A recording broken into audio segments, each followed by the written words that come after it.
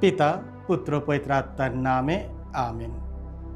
প্রার্থনায় অবিচল থাকা মানে ঈশ্বরকে বিরক্ত করা নয়, বরং এটি আমাদের বিশ্বাসটাকে দৃঢ় করার একটি প্রতিক্রিয়া।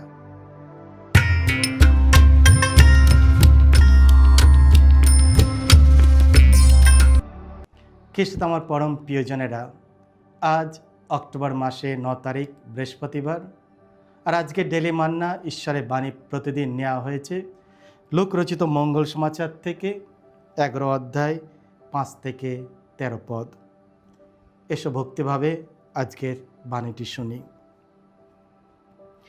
যিশু একদিন তার শিষ্যদের বললেন, মনে করো তোমাদের মধ্যে কারো এক বন্ধু আছে, আর সে মাঝরাতে তার ওই বন্ধুর কাছে গিয়ে বলল, আমাকে 3খানা রুটি ধার দাও তো ভাই, কারণ আমার এক বন্ধু তার যাবার পথে আমার বাড়িতে এসে পড়েছে, আর আমার কাছেও এখন তাকে খেতে দেওয়ার মতো কিছুই নেই। এবার মনে করো ওই বন্ধুটি ভেতর থেকে তখন জবাব দিল, আমাকে বিরক্ত করো না, দরজা এখন বন্ধ, ছেলে মেয়েদের নিয়ে আমি শুয়ে আছি, আমি এখন উঠে গিয়ে তোমাকে কিছুই দিতে পারবো না। যিশু বললেন, আমি তোমাদের বলছি, লোকটা যদি বন্ধুদের খাতিরে উঠে তাকে কিছুই নাও দেয়, তবু অত্যন্ত বন্ধুর পীড়াপিড়ির জন্যই সে উঠে তার যা কিছু দরকার তা দিয়েই দেবে। তাই তোমাদের বলছি, তোমরা চাও তোমাদের দেয়া হবে, খোঁজো তোমরা খুঁজে পাবে, দরজায় ঘা দাও, তোমাদের জন্য দরজাটি খুলেই দেয়া হবে।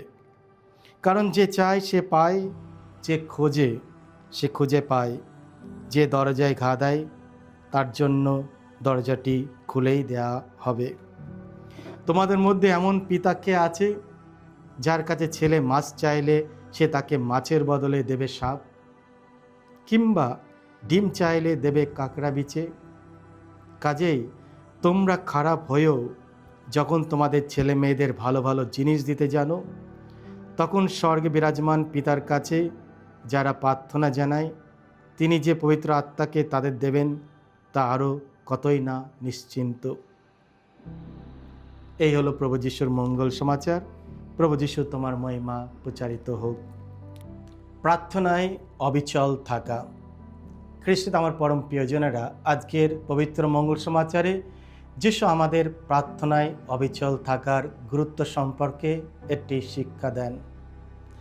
আজকের মঙ্গল সমাচারে যে উপদেশ, যে উপমা কাহিনী আমরা শুনলাম, যে মানুষটি বন্ধুর দরজায় গিয়েছিল কিছু খাবারের জন্য, সে প্রথমবার প্রত্যাখ্যাত হওয়ার পরও হাল ছাড়েনি।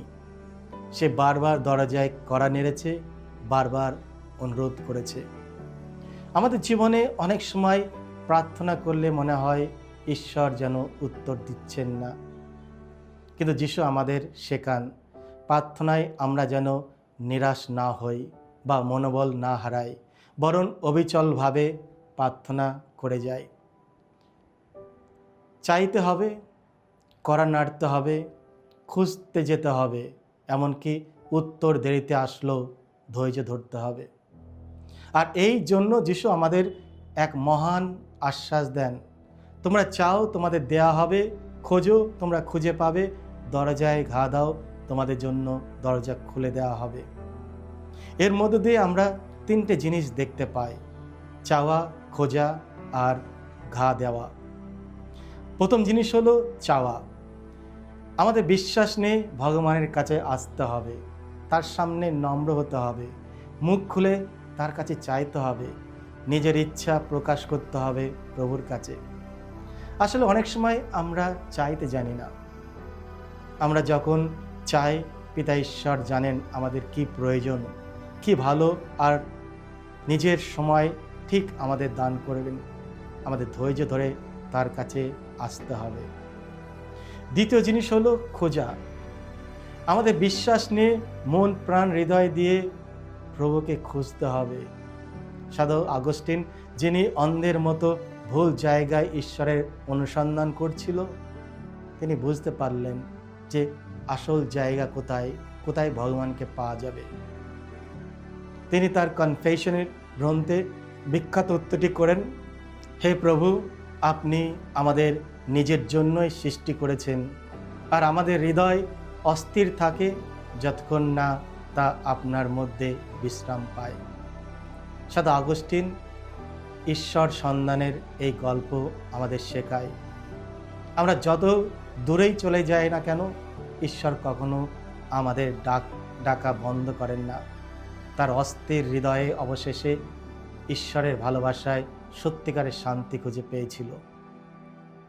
তৃতীয়ত, কড়া নাড়া বা দরজায় ঘা দেওয়া। ঈশ্বরের হৃদয়ে দরজা কড়া দিতে হবে, তার হৃদয়ের কাছে আসতে হবে, তার হৃদয় দরজায় গিয়ে ঘা দিতে হবে। ঈশ্বরের হৃদয় আমাদের প্রত্যেকের জন্য উন্মুক্ত, তিনি সবসময় খুলে রাখেন। কিন্তু সে হৃদয়ে প্রবেশ করার জন্য আমাদের আসতে হবে তো প্রভুর কাছে, যেতে হবে প্রভুর কাছে। আমরা কতজন প্রভুর কাছে আসি, কতজন বিশ্বাস নিয়ে প্রভুর দরজায়, প্রভুর হৃদয়ে আমরা করাঘাত করি। ঘা দাও, তোমাদের জন্য দরজা খুলে দেওয়া হবে। আর এই জন্যই আমাদের প্রার্থনায় অবিচল থাকা দরকার। প্রার্থনায় অবিচল থাকা মানে ঈশ্বরকে বিরক্ত করা নয়, বরং এটি আমাদের বিশ্বাসটাকে দৃঢ় করার একটি প্রতিক্রিয়া। যখন আমরা নিরন্তর প্রার্থনা করি, আমরা আসলে ঈশ্বরের সময় ও পরিকল্পনায় ওপর আমাদের আস্থা ভরসা প্রকাশ করি। এই ধৈর্য আমাদের বিশ্বাসটাকে শক্তিশালী করে। প্রার্থনার উত্তর বিলম্ব হলেও আমরা যখন প্রার্থনা চালিয়ে যাই, তখন আমরা ঈশ্বরের কাছে গিয়ে বলি, প্রভু, আমি বিশ্বাস করি আপনি জানেন আমার জন্য কি সর্বোত্তম। আমি তোমার সময়ের অপেক্ষায় রয়েছি। আজকের উপমায় মানুষটি একবার অনুরোধ করেননি, বহুবার তার বন্ধুর কাছে অনুরোধ করেছে। আর তার কড়াকড়িতে, তার পীড়াপিড়িতে তার বন্ধু বাধ্য হয়ে তাকে কিছু খাবার তার হাতে দিয়ে দেয়। আমাদের সেই পীড়াপিড়ি করতে হবে, প্রভুর কাছে চাইতে হবে, অনবরত তার কাছে আসতে হবে। আর তিনি জানেন আমাদের মনের ইচ্ছা, তার সময় মতো নিশ্চয় তিনি আমাদের দান করবেন। তাই আমাদের উচিত আমরাও ঈশ্বরের কাছে যাই, তাকে খোঁজ করি, তার কাছে চাই। তিনি আমাদের প্রত্যেকের জন্য অপেক্ষা করে আছেন। প্রার্থনায় অবিচল থাকার অন্যতম বড় চ্যালেঞ্জ হলো বোঝা যে ঈশ্বরের উত্তম সবসময় আমাদের প্রত্যাশিত রূপে আসে না। অনেক সময় আমরা তৎক্ষণিক উত্তর না পেলেও মনে করি ঈশ্বর নীরব বা দূরে আছে, কিন্তু তা নয়। সত্যি হলো ঈশ্বরের দেরি মানেই তার অস্বীকৃত নয়। অনেক সময় ঈশ্বর আমাদের জন্য আরও বড় কিছু প্রস্তুত করেছেন, তাই তিনি অপেক্ষা করতে বলেন। তিনি আমাদের ভুলে যাননি, বরং আমাদের জীবনের জন্য সর্বোত্তম পরিকল্পনা বাস্তবায়নের জন্য কাজ করছেন। সুতরাং প্রার্থনায় অবিচল থাকুন, ঈশ্বরের সময় ও ইচ্ছার ওপর সম্পূর্ণ আস্থা ভরসা রাখুন। তার সময় সর্বদা সঠিক সময়, সঠিক উপায়ে তিনি সব কিছু আমাদের জুটিয়ে দেবেন। তাই এসো আমরা বিশ্বাস নিয়ে প্রভুর কাছে চাই, প্রভুকে খোঁজ করি, প্রভুর হৃদয় দরজায় ঘা দিই। তিনি আমাদের জন্য অপেক্ষা করছেন। সকলকে জয় যিশু। ঈশ্বর আপনাদের সকলকে আশীর্বাদ করুন।